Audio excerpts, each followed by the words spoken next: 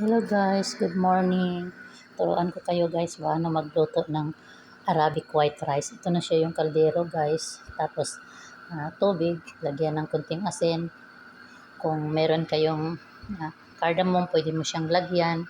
Tapos pwede mo rin lagyan ng cinnamon stick. Optional lang yun guys kung gusto mo. Pero kami, plain white rice lang talaga ang gusto ng mga amo ko. Kaya ito na siya guys, tubig, asin, saka pakuluin bago ilagay yung bigas.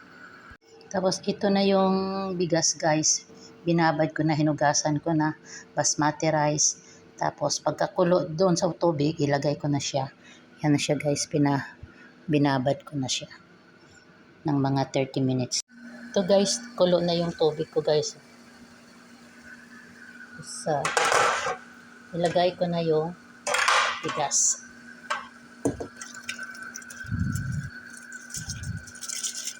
Guys, ito na siya guys. Ito na siya guys. Oh. Ito na.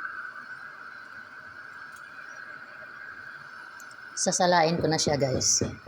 Ito na siya guys. Ito na yung salaan. Tapos ibuhos ko na siya dyan guys.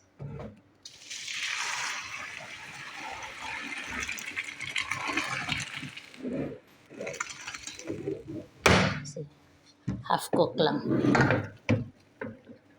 Ito na siya guys. Binalik ko na. Tapos ito mantika.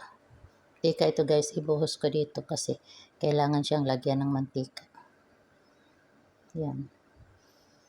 Para hindi man masarap pag walang mantika. Yan.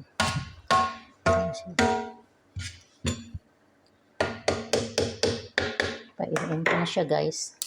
Ito ng takpan ng mga 10 to 15 minutes. Luto na yan siya guys. Kasi half cook lang siya. Ito na siya guys. Ready to serve na siya. Nilagay ko na dito sa kaserola. Ang tawag nila dito, tabka o kaya harara. Ito ready na siya.